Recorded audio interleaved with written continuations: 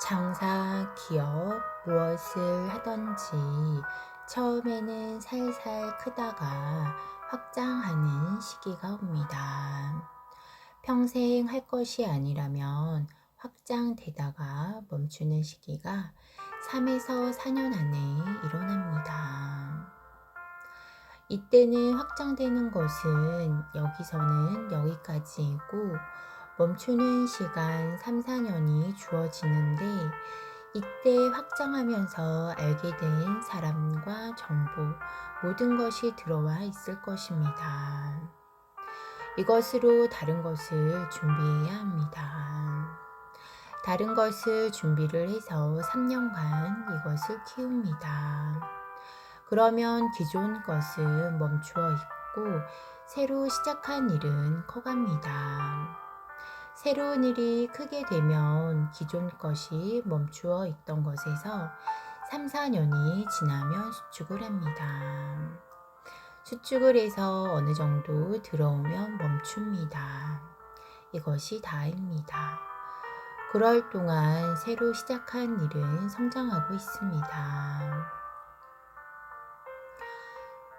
그러면 성장하는 일은 잡은 것입니다. 이렇게 해서 성장을 하다가 기존 것은 수축하는 동안 맡기던 사람에게 맡겨놓으며 절대 안 무너집니다. 그래서 새로 시작하던 것을 키워가다 보니 이것도 멈추는 시기가 옵니다. 확장되던 것이 멈추면 그동안 있던 정보, 인연, 환경들을 잘 정리를 해서 다른 것을 또 준비를 합니다.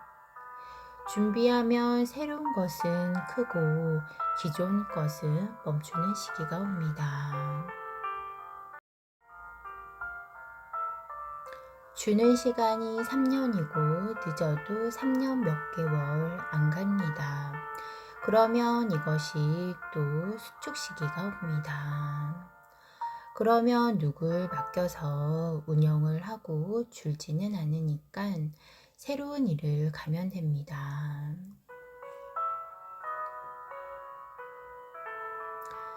자연이 우리들을 키워주는 운행의 원리입니다.